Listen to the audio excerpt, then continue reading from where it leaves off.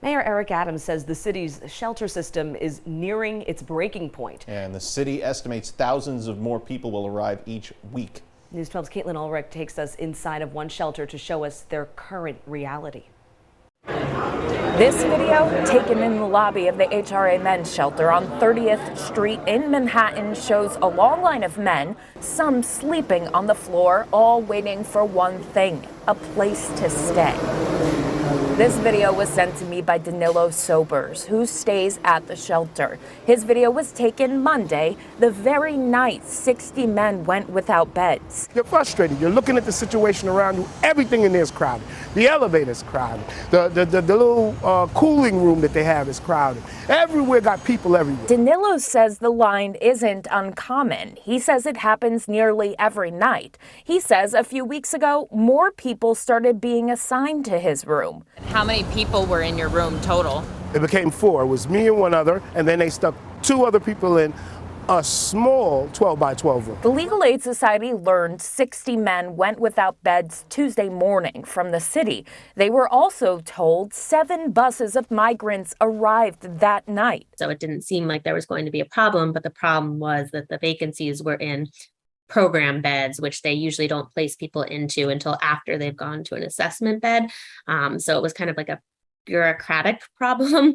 There were beds, but there weren't beds in the places they wanted there to be beds. Legal Aid Society staff attorney Catherine Cliff says long wait times to get placed in a shelter is not unusual, though the process is only strained with what the city says is thousands of people arriving every week. Everyone in the system is hurt when there is not sufficient capacity because people do need to move for a variety of reasons. I asked the Department of Social Services about the video of people sleeping on the floor. They gave me a statement reading in part, quote, "We already provided shelter to thousands of recently arrived asylum seekers, including hundreds Tuesday alone, and we continue to open emergency sites citywide," unquote. A few hours later, Mayor Adams issued his own statement, reading in part, quote, "The city's prior practices, which never contemplated the busing of thousands of people into New York City, must be reassessed," unquote. And now they're in a bigger storm, because now you continue to have more migrants in. You have all the people that were there before these 5,000-10,000 migrants come.